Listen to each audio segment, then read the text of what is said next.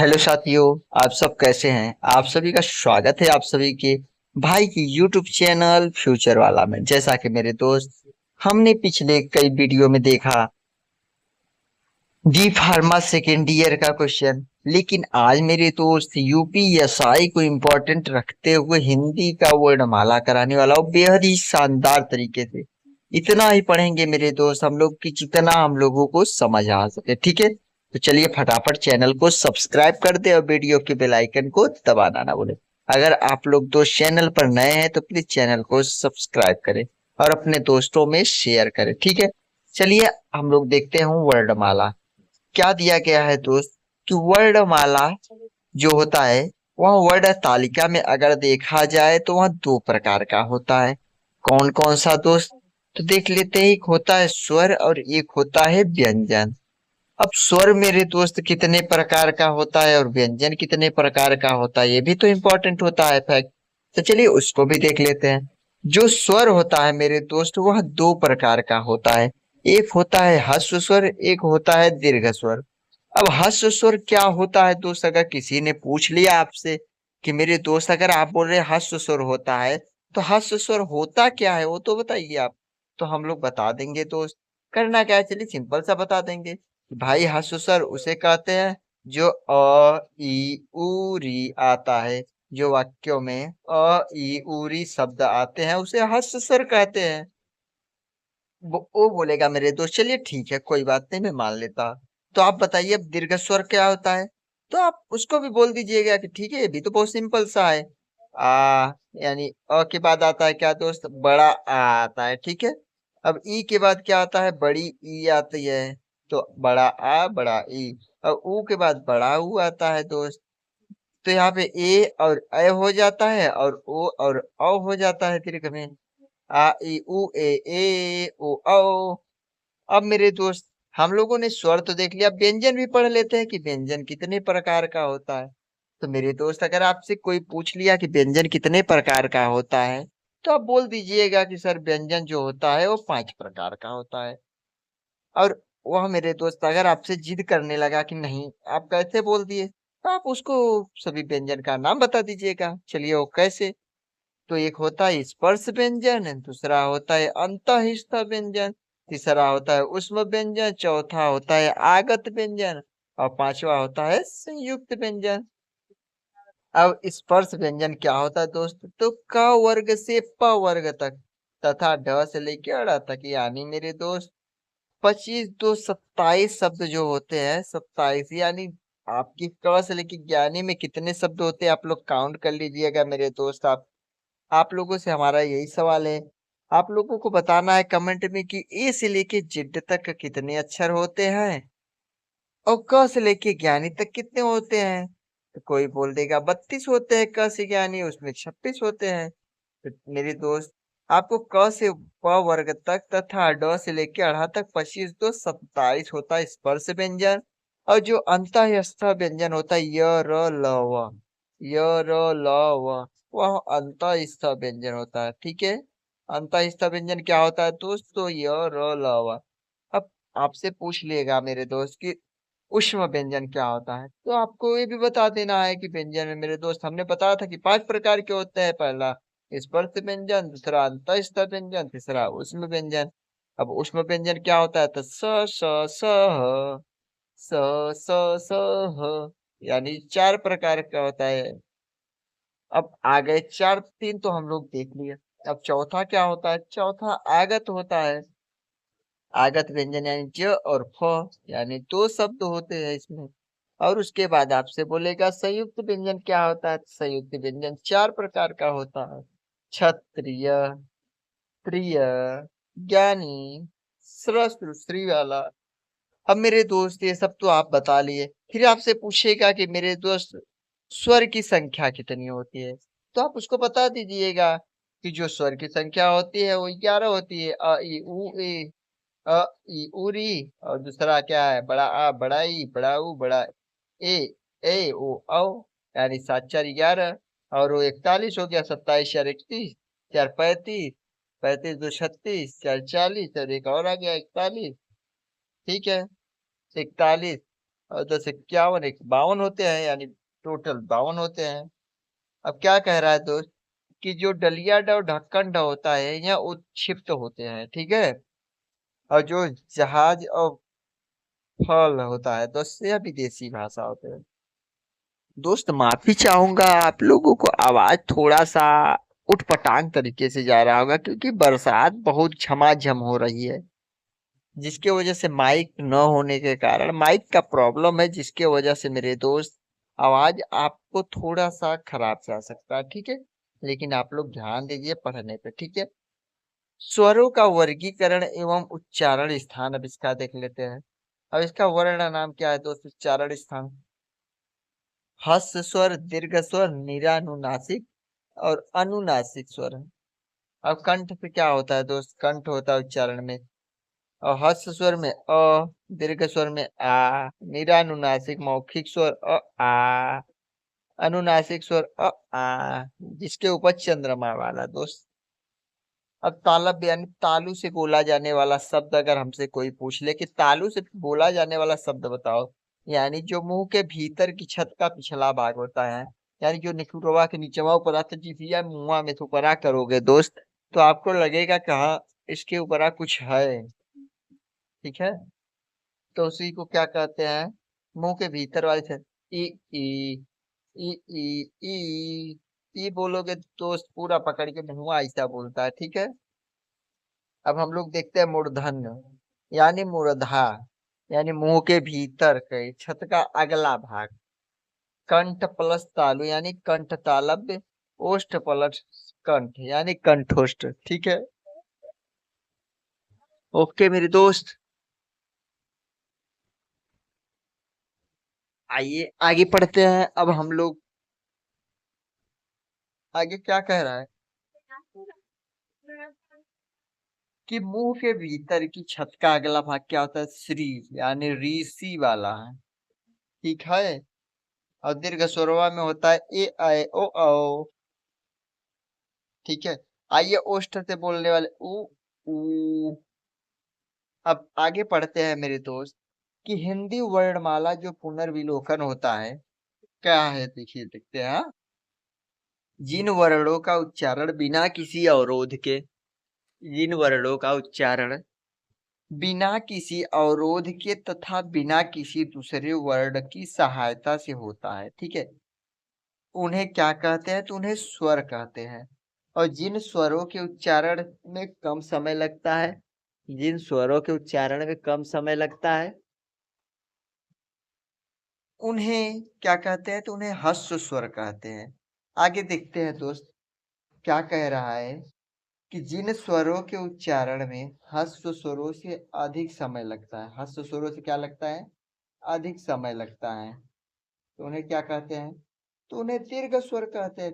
अगर फिर से पूछ लिया तो एक बार और समझा दीजिए कि जिन स्वरों के उच्चारण में, यानी जो शब्द बोल रहे हैं स्वर से, उच्चारण में ह्रस्व स्वर से अधिक समय लगता है, ह्रस्व स्वर से अधिक समय लगता है, उन्हें क्या कहते हैं, दीर्घ स्वर। अब ह्रस्व स्वर देख लेते हैं मेरे दोस्त कि ह्रस्व स्वर होता क्या है। अ ई उ री, अ ई उ री, इसको ह्रस्व स्वर कहते हैं। और मूल स्वर क्या कहते हैं दोस्त, मूल स्वर अ ई उ री है, ठीक है। अब दीर्घ स्वर देखिए, अभी वही बोला ना मेरे दोस्त, अ बोले तो बोल दिए, अब आ बोले तो मेरे दोस्त थोड़ा समय लगा ना, यानी ह्रस्व स्वर से थोड़ा सा अधिक समय लगता है, तो उससे क्या बोलते हैं, दीर्घ स्वर। आ ई उ ए आए ओ आओ, ठीक है मेरे दोस्त, थोड़ा समय जो अधिक लग गया उसी को बोलते हैं दीर्घ स्वर। अब आगत स्वर पढ़ लेते हैं हम लोग। आगत स्वर मेरे दोस्त अ से अनार और एक खड़ी पाई ऊपर आ चंद्रमा होगा तो आगत स्वर हो जाएगा। अब अग्र स्वर क्या है, तो ई, बड़ा ई, ए और बड़ा ए। मध्य स्वर क्या है, तो अ से अनार है। पश्च स्वर क्या है दोस्त, बड़ा आ, उ, बड़ा ओ और आ है, ठीक है। समृद्ध स्वर क्या है, बड़ा ई यानी इमली के बूटा वाला, और बड़ा ऊ यानी ऊन वाला दोस्त। अब आगे अर्ध संवृत्त स्वर पढ़ लेते हैं। अर्ध संवृत्त स्वर क्या है? तो इमली, ऊख। ठीक है दोस्त, इसे इमली, उसे ऊख वाला। अब विपरीत क्या है दोस्त, पढ़ लेते हैं। बड़ा आ, बड़ा ए और बड़ा आओ। ठीक है, औरत में भी मेरे दोस्त विपरीत स्वर ही लगता है। ठीक है, अब अर्ध विपरीत क्या है उसे पढ़ लेते हैं। ए, ओ, आ। ठीक है, यानी वो चुंडिया और खड़ी पहिया हटा दिया मेरे दोस्त, उसी को बोलते हैं। ठीक है, अर्ध विपरीत। अब व्यंजनों की संख्या मेरे दोस्त, अगर मान लो चला के आपसे पूछ लिया कि व्यंजनों की संख्या अच्छा हमको बता दो, क्या है, कितनी है। ठीक है, आपसे इतना पूछ लिया कि बता दो अच्छा हमको कि व्यंजनों की संख्या कितनी है, तो आप भी यार मेरे दोस्त फ्यूचर वाला से पढ़ रहे हो दोस्त, तो आपको बता देना है कि व्यंजनों की संख्या 41 होती है, और स्पर्श व्यंजनों की संख्या 27, और अंत स्थान व्यंजनों की संख्या 4, और उसमें व्यंजनों की संख्या 4 होती है। अब आपको दिया है तो उससे आगे पढ़ने के लिए कि व्यंजनों का वर्गीकरण, उच्चारण, स्थान। ठीक है, आगे दिया है दोस्त कि व्यंजनों का वर्गीकरण और उच्चारण, स्थान पूछ लेता है हमसे। तो अब कंठ क्या होता है? कंठ यानी अघोष, अल्प प्राण। अघोष सघोष क्या होता है उसी को हम लोग थोड़ा सा देख लेते हैं, ज्यादा नहीं, फुरफुरी निगाहों से देखते हैं। ठीक है, अघोष अल्प प्राण क होता है, और अघोष महाप्राण ख से खरहा होता है। सघोष अल्प प्राण ग से गमला होता है, और सघोष महाप्राण घ से घड़ी होता है। यानी मेरे दोस्त प्रत्येक वर्ग का पहला शब्द अघोष अल्प प्राण होता है, और प्रत्येक वर्ग का दूसरा जो होता है शब्द मेरे दोस्त, दूसरा, चौथा, छठवां जो वर्ग शब्द होता है मेरे दोस्त प्रत्येक वर्ग का, वह अघोष महाप्राण होता है। उसी प्रकार से पहला अघोष अल्प प्राण होता है, दूसरा अघोष महाप्राण, फिर तीसरा जो शब्द होता है सघोष अल्प प्राण, और चौथा जो होता है सघोष महाप्राण होता है। माफी चाहूंगा दोस्त। और जो लास्ट में पड़ता है कि अंगम माने कुछ नहीं, तो उसे सघोष अल्प प्राण तथा नासिक की ध्वनि आप बोलते हैं। आइए देखते हैं अब आगे हम लोग। तालव्य यानी तालु, मुंह के भीतर की छत का पिछला भाग। मुर्धा, मुंह के भीतर की छत का अगला भाग। अब देख लेते हैं, पहले तालव्य पढ़ लेते हैं। मुंह के भीतर की छत का पिछला भाग। चक्की च, छाता छ, ज जहाज, छ झरना इ, यानी मुंह के भीतर से ही बोलने वाला भाग होता है। अब मुंहवा यानी मुंह के भीतर की छत का अगला भाग क्या है? ट से टमाटर, ठ से ठठेरवा, ड से डलिया, ढ से ढक्कन, और अड़ माने कुछ। यानी जो क्या है, मुंह के भीतर की जो छत है, यानी वही नकरुआ के निचवा वाला, उसी को बोलते हैं मुंह की भीतर की छत का अगला भाग।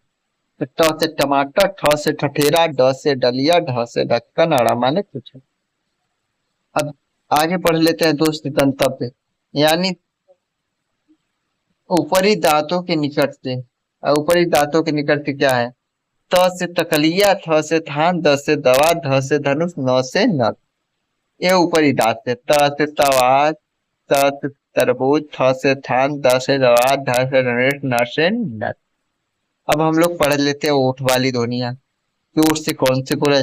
प से पतंग, फ से फल, ब से बकरी, भ से भालू, म से मछली। लड़कियां, लड़कियों के लिए मेरे दोस्त एक मेरा सवाल है कि आप लोग बगैर होठ से बोले पापा बोल दीजिए, तो मैं मान जाऊं कि आप लोग लड़कियां हैं। ठीक है, आगे देखते हैं ताला पे। तालू यानी मुंह के भीतर की छत का अगला भाग। श, य। मसूड़ा और दंतमुख से स सरवता, र रथ लड्डू। दंतोष्ट क्या है? ऊपर के दांत प्लस निचला होठ। व वकील है, व वकील। स सलजन, अब बहुत खास नहीं है, अब आगे देख लेते हैं। शॉर्ट में अब इसको पढ़ लेते हैं मेरे दोस्त। आगत व्यंजनों की संख्या कितनी है? तो दो हो जाती है। आगत व्यंजनों की संख्या कितनी? दो। संयुक्त व्यंजनों की संख्या कितनी? चार। क वर्ग की ध्वनियां क ख ग घ अंग। चवर की दुनिया च छ ज झ इया, टावर की दुनिया ट ठ ड ढ ड़, तावर की दुनिया त थ द ध न, पवर की दुनिया प फ ब भ म, अंतःस्थ व्यंजन क्या है? य र ल व, अर्ध स्वर क्या है? य व, लुंठित व्यंजन है र रथ, पार्श्विक व्यंजन है ल लड्डू, उसमें संघर्षी व्यंजन स स ह। ठीक, आइए आगे पढ़ते हैं हम लोग। उत्क्षिप्त व्यंजन क्या है? डलिया ड ढक्कन ढ। अघोष व्यंजन क्या है? प्रत्येक वर्ग के प्रथम और द्वितीय वर्ण तथा प स स स, जो अभी मैंने आपको पढ़ाया दोस्त वही होता है। अब हम लोग पढ़ रहे थे सघोष व्यंजन क्या है? तो प्रत्येक वर्ग के तृतीय, चतुर्थ, पंचम वर्ण तथा ड ढ ज य र ल व और ह, यह सभी स्वर सघोष है। अल्प प्राण व्यंजन क्या है? प्रत्येक वर्ग में प्रथम, तृतीय, पंचम वर्ण तथा अंत वर्ण। महाप्राण व्यंजन क्या है? प्रत्येक वर्ग के द्वितीय व चतुर्थ वर्ण तथा उसमें वर्ण। नासिक के व्यंजन क्या है? ड ड ड न प। कंठ विस्तार क्या? क ख ग घ ng।